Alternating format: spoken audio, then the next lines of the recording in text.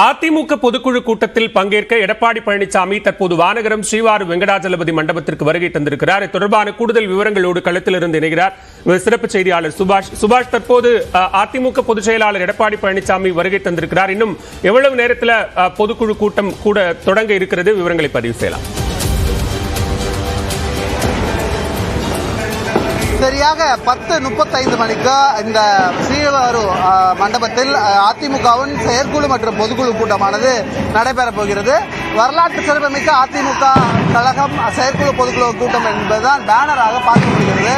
நாடாளுமன்றத்தின் பழைய கட்டடத்துடைய அமைப்பை உருவாக்கி அதன் மூலமாக நுழைவாயில்கள் அமைக்கப்பட்டிருக்கின்றன. அதிமுகவின் பொதுச் செயலாளராக எடப்பாடி பழனிசாமி தேர்வு செய்யப்பட்ட பிறகு மிக முக்கியமான ஒரு கூட்டமாக இது இருக்கிறது. ஏனென்றால் அடுத்த ஆண்டு நடைபெறக்கூடிய நாடாளுமன்ற தேர்தலும் இதுக்கு ஒரு முக்கிய காரணம். நாடாளுமன்ற தேர்தலில் எப்படி அதிமுக செயல்பட போகிறது, எப்படி செயல்பட வேண்டும், ஏனென்றால் பாரதிய ஜனதாவுடன் கூட்டணி இல்லை என்பதையும் அதிமுக உறுதிப்படுத்திவிட்டது.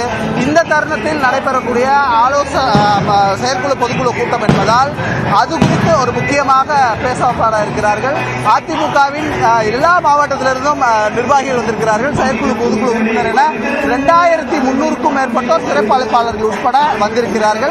அவர்களுக்கான ஏற்பாடுகள் இங்கே அதிமுக அலுவலகம் சார்பாக, அதிமுக தலைமை கழகம் சார்பாக செய்யப்பட்டிருக்கிறது. சிறப்பு உணவுகள் எல்லாம் அவர்களுக்கான கொடுக்கப்பட்டிருக்கிறது. காலையிலிருந்து நம்ம அதை செய்தியாக பார்த்தோம். அதிமுக இப்போ நமக்கு கிடைத்திருக்கிற தகவலின்படி 18லிருந்து 23 தீர்மானங்கள் வருவதற்கான வாய்ப்பு இருக்கிறது.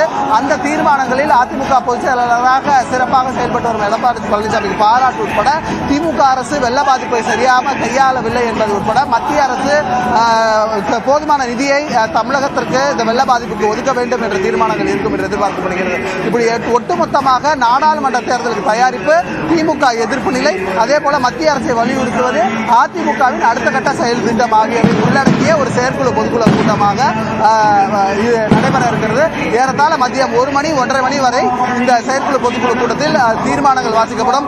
பொருளாளராக இருக்கக்கூடிய திண்டுக்கல் சீனிவாசன் பல்வேறு இந்த ஆண்டுகளுடைய வரவு செலவு கணக்கை தாக்கல் செய்வார். இப்படி பல்வேறு படிநிலையின்படி இந்த அதிமுகவின் செயற்குழு பொதுக்குழு கூட்டமானது நடைபெற இருக்கிறது. நன்றி சுபாஷ். தற்போதைய தகவல்களுக்கு மேலதிக விவரங்களுக்கு மீண்டும் இணையலாம்.